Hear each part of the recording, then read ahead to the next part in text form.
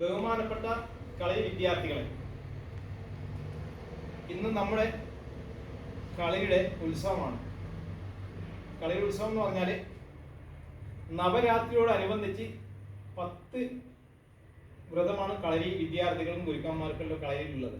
അത് 7ാമത്തെ ദിവസമാണ് ഇന്ന് ആയുധ പൂജ, അതുപോലെ ഗുരുദക്ഷിണ, ഗുരുപൂജ, ഇങ്ങനെ 3 രീതിയിലെ പൂജയാണ് ഇന്ന് നടക്കുന്നത്. അപ്പോൾ എന്താണ് ആയുധ പൂജ എന്ന് പറഞ്ഞാൽ,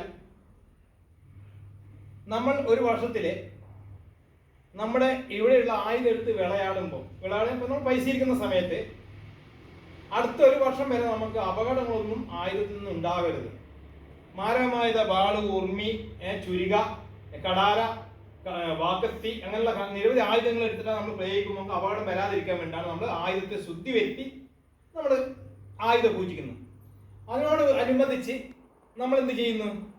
നിങ്ങളെ പഠിപ്പിക്കുന്ന ഗുരുനാഥൻ ആരോ അവർക്ക് ഗുരുദക്ഷിണയായിട്ട് നിങ്ങളാൽ എന്താണ് നിങ്ങൾക്ക് അറിയിക്കാൻ സാധിക്കുന്നത്, അതാണ് നിങ്ങൾ ഗുരുദക്ഷിണയായിട്ട് സമർപ്പിക്കുന്നത്.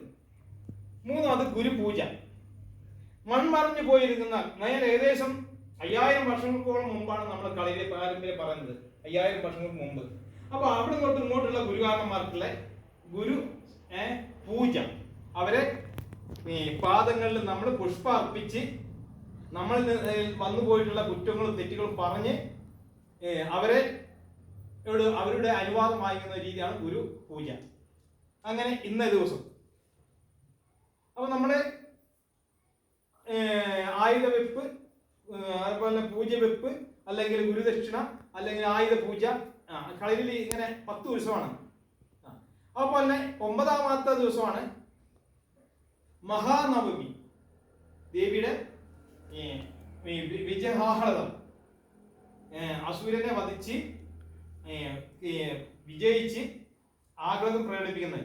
10ാമത്തെ ദിവസം വിജയദശമി, വിജയം കൊണ്ടാടുന്നത്. അപ്പൊ അങ്ങനെ 10 ഉത്സവമാണ് നമുക്ക് കളരിയിലുള്ളത്. അപ്പൊ ഒന്ന് തൊട്ടേ നമ്മൾ കളരിയിൽ എന്ത് ചെയ്യും? ആയുധം വെച്ച് പൂജിക്കും, ഗുരുവിനെ പൂജിക്കും, അതുപോലെ തന്നെ ഗുരുദക്ഷിണ ചെയ്യും. പിന്നെ ബാക്കിയുള്ള എല്ലാ ദിവസങ്ങളിലും നമ്മൾ കളരിയിൽ ഇതുപോലെ ഉത്സവങ്ങൾ നടത്തും. 10 ഉത്സവങ്ങളിൽ അതിൽ ഏറ്റവും പ്രധാനപ്പെട്ടാണ് നമ്മൾ ആയുധം വെച്ച് പൂജിക്കുക, ഗുരുദക്ഷിണ കൊടുക്കുക, ഗുരു അതുപോലെ തന്നെ ഗുരുപൂജ ചെയ്യുക. പിന്നെ അതുപോലെ തന്നെ ദേവിയെ നമ്മൾ മഹാലക്ഷ്മി, അതുപോലെ തന്നെ ദുർഗ, അതുപോലെ തന്നെ കളരി ദേവതായ ഭദ്രകാളി, ഈ ഭദ്രകാളിയൊക്കെ നമ്മൾ ഉപവസിക്കുകയും അതുപോലെ തന്നെ നമ്മളെ പ്രാർത്ഥിക്കുകയും അവരുടെ അനുവാദം ചോദിക്കുകയും അനുവാദം കിട്ടുകയും അവരുടെ അനുവാദം ഉണ്ടെങ്കിൽ മാത്രമേ നമുക്ക് കളരി ഏതിലും ഉയർച്ച ഉണ്ടാവുള്ളൂ, അപകടമൊന്നും പറ്റാതെ. അപ്പൊ അതിന്റെ ആ ഒരു പൂജയും കാര്യമാണ് ഇവിടെ നിന്ന് നടന്നിരിക്കുന്നത്. അപ്പൊ നാളെ നമുക്ക് എന്ന് പറഞ്ഞാൽ മഹാനവമിയോടനുബന്ധിച്ച് രാവിലെ പൂജയും കാര്യം ഉണ്ടാവും. അത് കഴിഞ്ഞാൽ ഞായറാഴ്ച വിജയദശമിയോടനുബന്ധിച്ച് നമുക്ക് പൂജ കാര്യങ്ങളുണ്ടാവും. അപ്പൊ ഇത്ര കാര്യങ്ങൾ മാത്രമേ നിങ്ങളുടെ ഈ വൈകിയ വേളയിൽ പറയാനുള്ളത്.